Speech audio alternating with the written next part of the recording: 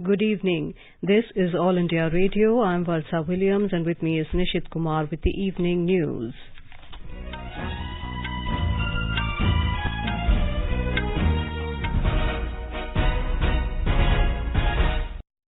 The headlines. Prime Minister Narendra Modi's scheduled rally in Punjab's Spherosport cancelled due to breach in security. Home Ministry seeks a detailed report from Punjab government. BJP hits out at Punjab government in connection with security breach of Prime Minister. Government says around 2,135 Omicron cases detected in 24 states and union territories. Several states take measures to curb the spike of the pandemic. USA records more than 1 million new COVID cases as Omicron variant surges. Various development projects launched by Union Ministers Rajnath Singh and Nitin Gadkari in Uttar Pradesh. UPSC decides to conduct Civil Services Main Examination 2021 as per schedule. Number of subscribers of Atal Pension Yojana reaches 3,68 lakh. In cricket, India set a victory target of 240 runs for South Africa in second test at Johannesburg.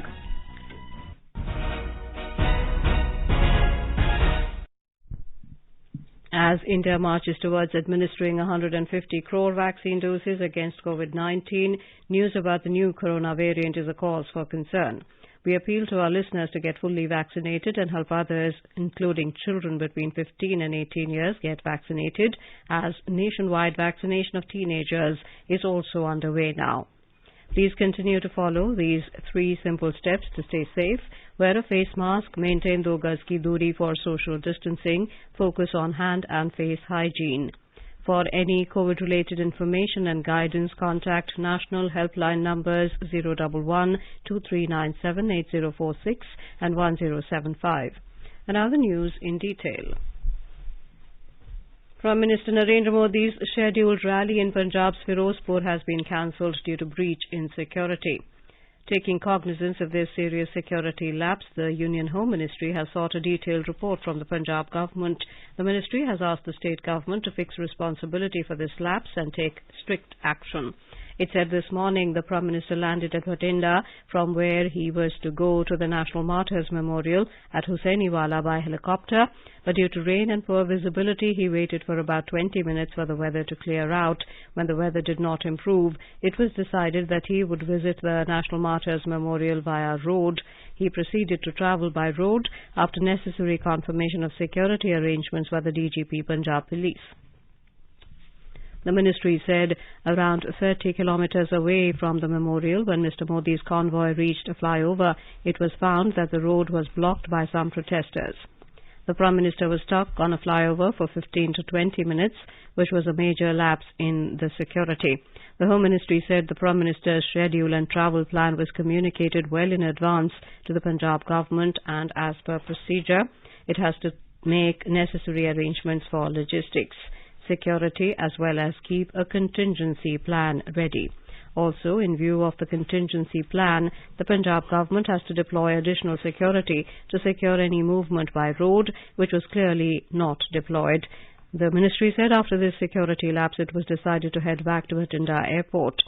Meanwhile, Home Minister Amit Shah has said such dereliction of security procedure in the Prime Minister's visit is totally unacceptable and accountability will be fixed. In a tweet, he said today's Congress made happening in Punjab is a trailer of how this party thinks and functions.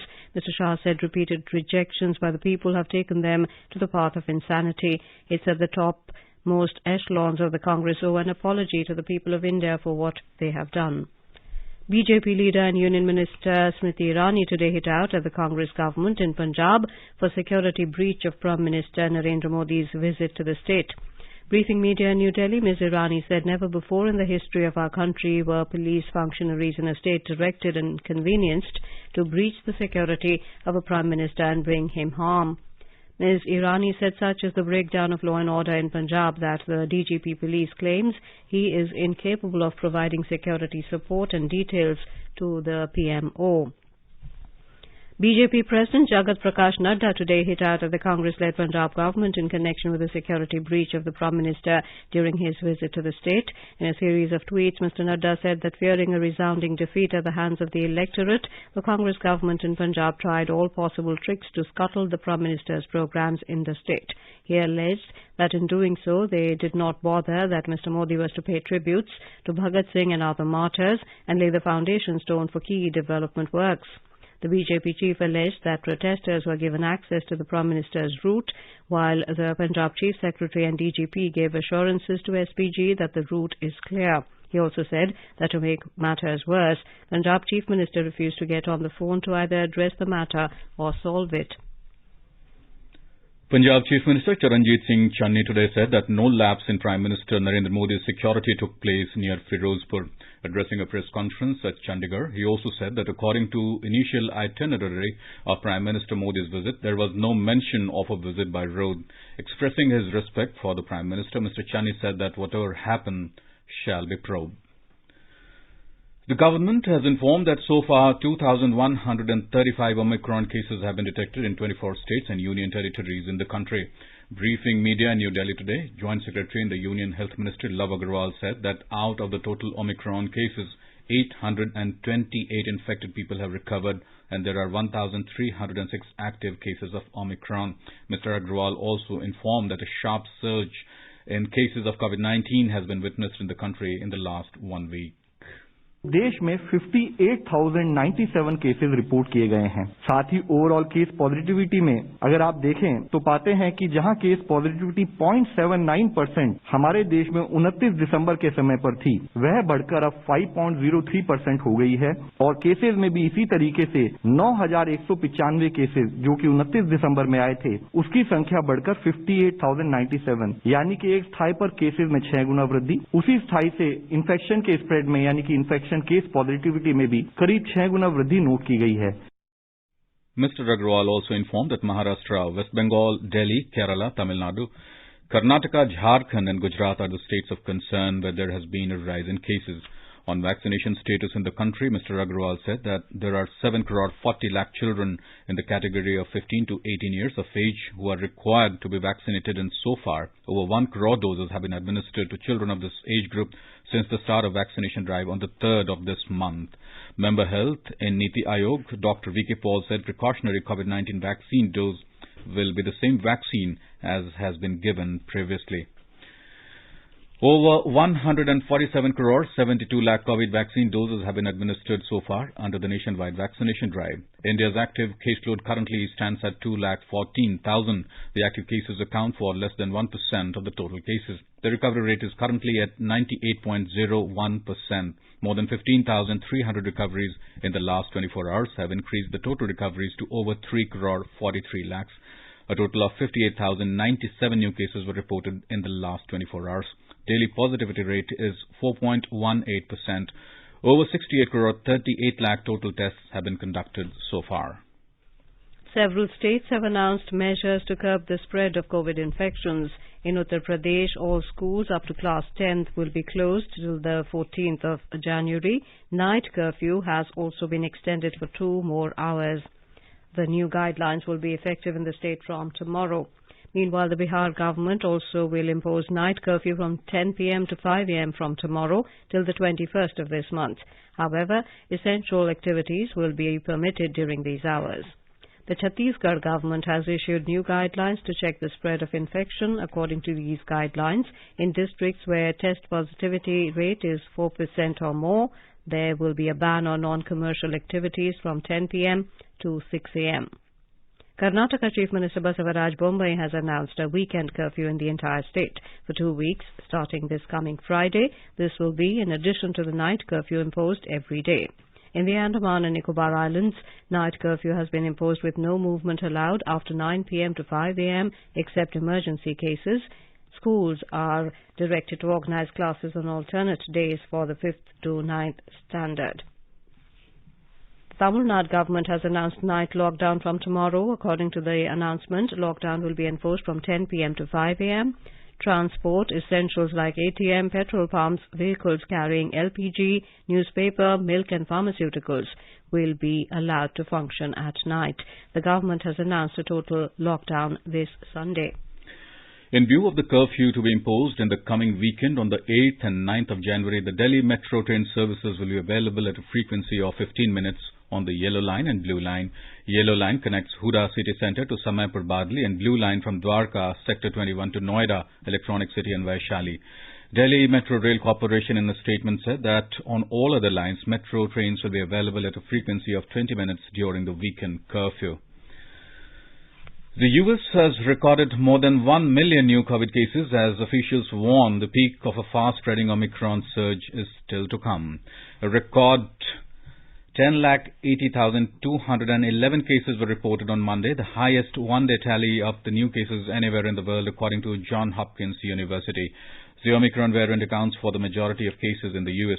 While rates of death and hospital admissions in the US have been far lower in recent weeks than in the previous infection spikes, the number of hospital admissions have been steadily rising.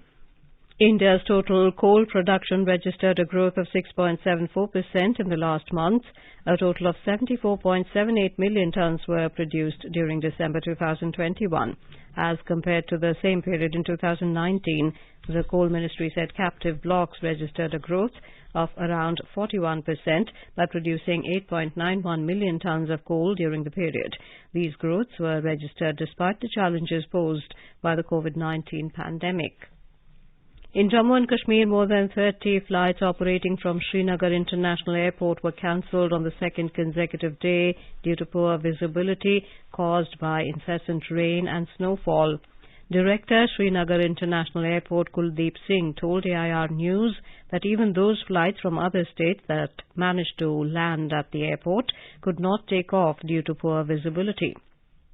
Meanwhile, the upper reaches of the Union Territory continue to receive snowfall, while rains lashed the plains. Traffic on Srinagar-Jammu and Srinagar-Leh national highways has also been suspended. The Election Commission of India, ECI, today held a virtual meeting to review the poll preparedness for the forthcoming assembly elections in Manipur. The meeting was held by Chief Election Commissioner Sushil Chandra, in which Election Commissioners Rajiv Kumar and Anup Chandra Pandey were also present. Representatives of various political parties, the BJP, Congress, TMC, Left and Naga People's Front attended the meeting through video conferencing. The main issues raised by the political parties include concerns about the use of money power, illicit liquor, narcotics, drugs and intimidation to influence voters.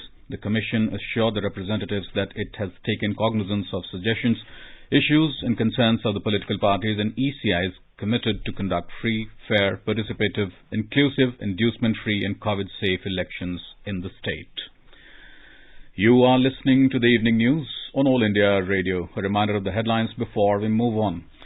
Prime Minister Narendra Modi's scheduled rally in Punjab's Spherosport cancelled due to breach in security. Home Ministry seeks a detailed report from Punjab government. BJP hits out at Punjab government in connection with security breach of the Prime Minister. Government says around 2,135 Omicron cases detected in 24 states and union territories. Several states take measures to curb the spike of pandemic. USA records more than 1 million new COVID cases as Omicron variant surge. Various development projects launched by Union Minister Rajnath Singh and Nitin Gadkari in Uttar Pradesh.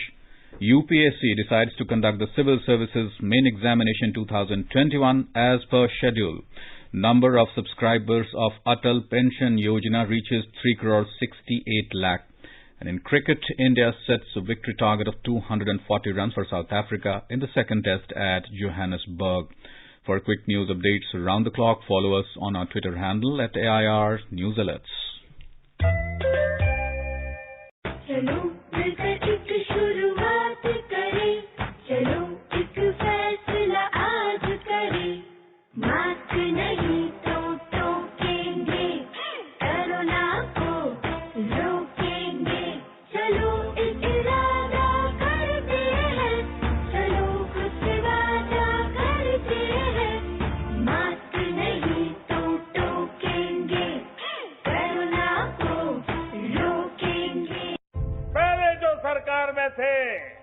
वो यहाँ जमीनों पर अवैध कब्जे करवाते थे, आज ऐसे माफियाओं पर जुर्माना लग रहा है, बुलडोजर चल रहा है। हमारे नए उत्तर प्रदेश में माफियाओं, दंगाइयों और भ्रष्टों पर हो रहा प्रहार है, इसीलिए फर्क साफ है। 2017 से पहले भूमाफिया रहते थे मौज में, 2017 के बाद रहते हैं जेल में, फर्क साफ है। 2017 से पहले मारा जाता था गरीबों का हक, 2017 के बाद पीएम आवास के जरिए मिली पक्की छत, फर्क साफ है। Welcome back to the evening news. Defence Minister and MP from Lucknow Rajnath Singh and Union Minister for Road Transport and Highways Nitin Gadkari today laid the foundation stone of Lucknow-Kanpur Expressway at a function in Lucknow. This 4,200 crore rupee project will reduce travel time between the two cities to barely 40 minutes. The Defence Minister also launched many development projects worth more than 10,000 crore rupees for his constituency Lucknow today. Speaking on the occasion, Rajnath Singh said these projects will not only give impetus to development of Lucknow but the entire state of Uttar Pradesh. Kanpur expressway के बारे में मैं कहना चाहूंगा, यह सचमुच प्रदेशवासियों के लिए बहुत बड़ी सौगात है और मैं समझता हूं लखनऊ कानपुर में जिस एक्सप्रेसवे का निर्माण हो रहा है उसे केवल सामान्य एक्सप्रेसवे के रूप में नहीं देखा जाना चाहिए, बल्कि मैं मानता हूं कि लखनऊ कानपुर एक्सप्रेसवे को एक इकोनॉमिक कॉरिडोर के रूप में इसे देखा जाना चाहिए। Union Minister Gadkari also launched national highway projects of 821 kilometers worth 26,778 crore rupees in Uttar Pradesh at different places. Mr. Gadkari inaugurated and laid foundation of 8 national highway projects in Kanpur which are being constructed with 14,199 crore rupees. He also laid the foundation stone of Delhi-Amritsar Katra Expressway and National Highway Amritsar-Ghoman-Tanda projects through video conferencing. The Union Public Service Commission has decided to conduct the Civil Services Main Examination 2021 as per schedule. The exam is scheduled to be held from the 7th to the 16th of this month.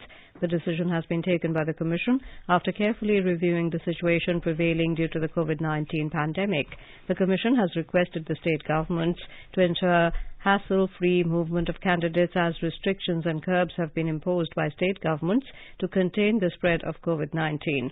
The state governments have been requested to ensure the optimum operationalization of public transport to ensure smooth movement of candidates during the examination period.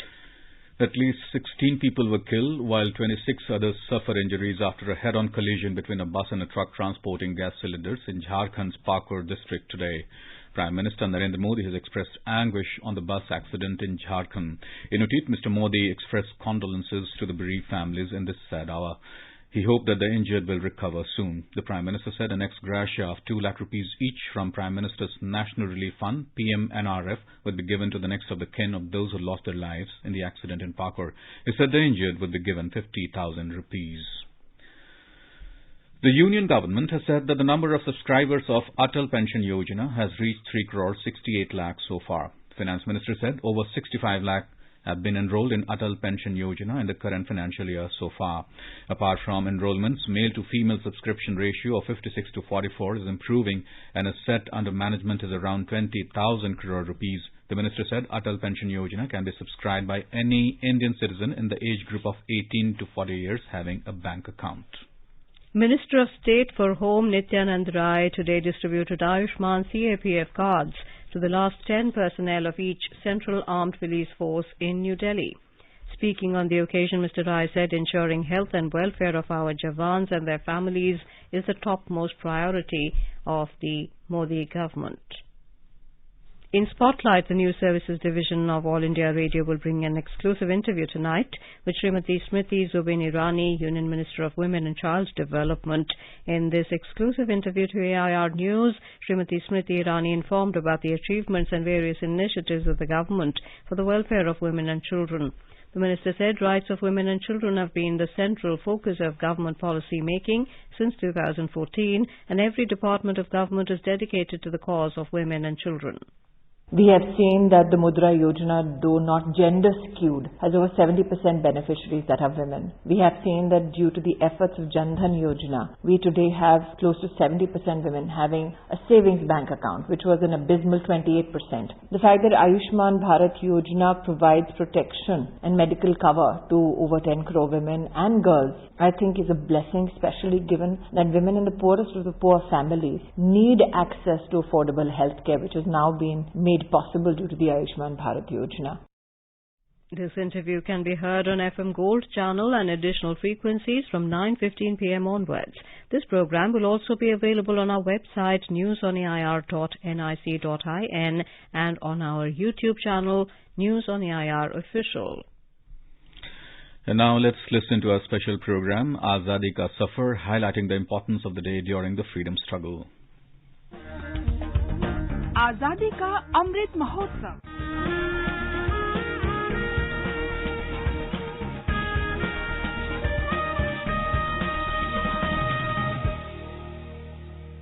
Azadi ka Safar with AIR News, Birth of a Nation. India's glorious freedom struggle is one of the greatest struggles the modern world has ever witnessed.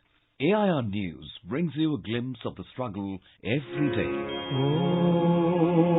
Om Namo Bhagavate Shri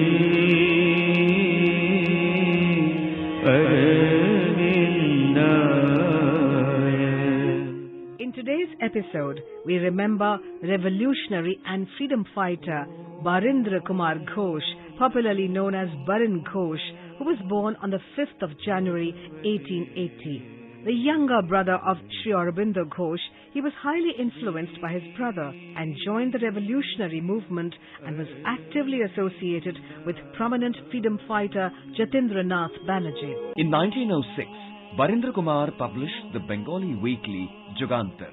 Later, the secret revolutionary group Jugantar was formed under the guise of a fitness club in Bengal. He, along with Baga Jatin, was instrumental in recruiting young revolutionaries. In the intensive police investigation following the murder attempt of Magistrate Douglas Kingsford in 1908, Barindra and Aurobindo were arrested on the 2nd of May 1908 along with other freedom fighters. In the Alipur bomb case, Barindra Ghosh and Ulaskar Datta were sentenced to death. However, with the intervention of Deshbandhu Chittaranjan Das, the sentence was reduced to life imprisonment. In 1909, Barindra Kumar was deported to the cellular jail, Andaman.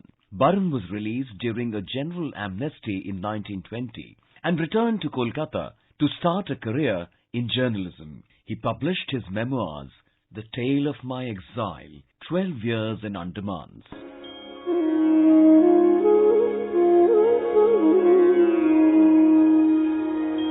In 1923, he visited Pondicherry and was influenced by Aurobindo towards spirituality and sadhana. Barindra returned to Kolkata in 1929 and again took up journalism. In 1933, he started an English weekly, The Dawn of India. He was associated with the newspaper The Statesman, and in 1950, he became the editor of the Bengali daily Dainik Basumati. He died on the 18th of April, 1959. We salute the great Indian nationalist.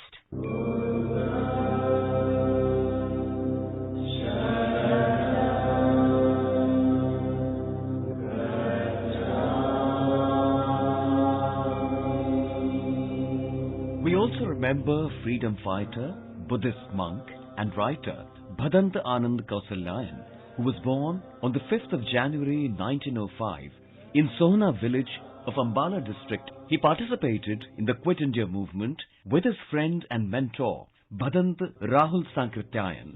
Kausalyayan is considered as one of the great activists of Buddhism of the 20th century and was greatly influenced by Baba Saheb Dr. Bhimrao Ambedkar.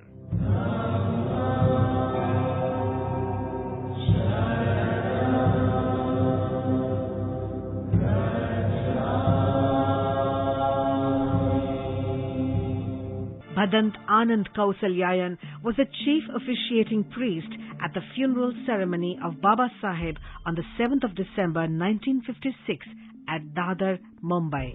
He declared that Dr. Ambedkar had attained nirvana, and it was under his guidance that the cremation ceremony was performed. After the death of Baba Saheb, Bhadant Kausalyayan took it upon himself to spread Ambedkar's message and travelled to guide Maharashtra Buddhists. He also translated Dr. Ambedkar's monumental work, The Buddha and His Dhamma, in Hindi for the benefit of people. He also traced and collected original resources from Pali Tripitaka and other Buddhist literature, which Dr. Ambedkar had not done. Bhadanta Kausalyayan died on the 22nd of June, 1988. We salute the great nationalist.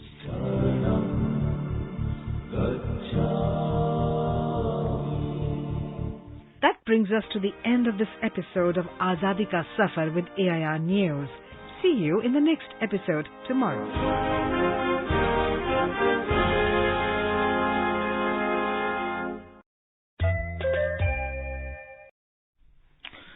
Best wishes to all consumers for Azadi Ka Amrit Mahotsav. Hallmark ensures purity of gold.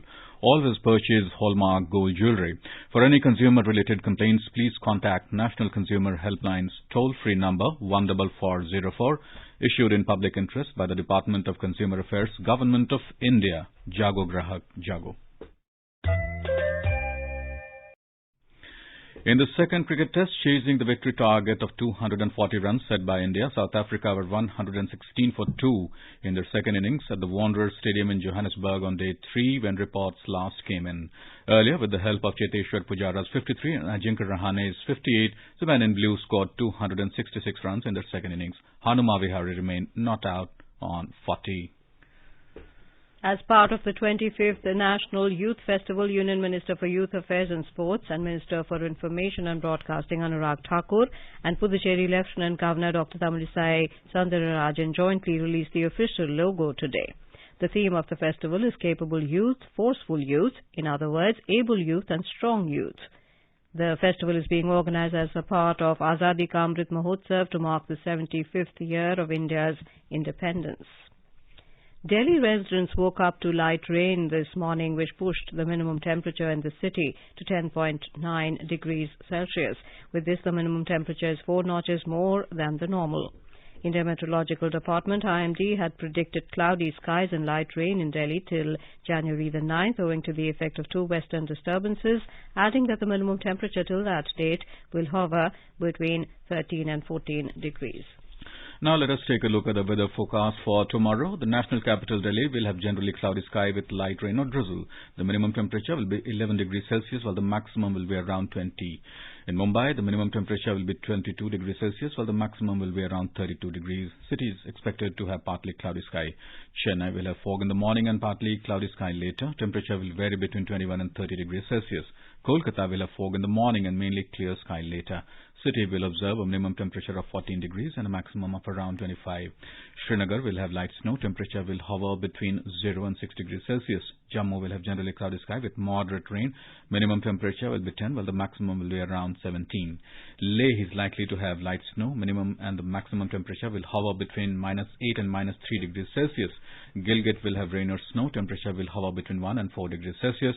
Muzaffarabad will have partly cloudy sky. The minimum temperature will be 5 degrees and the maximum will be around 14 degrees. Visakhapatnam will have partly cloudy sky with haze. City will observe a minimum temperature of 20 degrees and a maximum of around 28 degrees. Hyderabad will have fog in the morning and mainly clear sky later. Temperature will hover between 14 and 28 degrees Celsius. And now, before we end the bulletin, the headlines once again. Prime Minister Narendra Modi's scheduled rally in Punjab's Spherosport cancelled due to breach in security. Home Ministry seeks a detailed report from Punjab government. BJP hits out at Punjab government in connection with security breach of Prime Minister. Government says around 2,135 Omicron cases detected in 24 states and union territories. Several states take measures to curb the spike of the pandemic. USA records more than 1 million new COVID cases as Omicron variant surges. Various development projects launched by Union Ministers Rajnath Singh and Nitin Gadkari in Uttar Pradesh. Election Commission holds virtual meeting to review assembly poll preparedness in Manipur.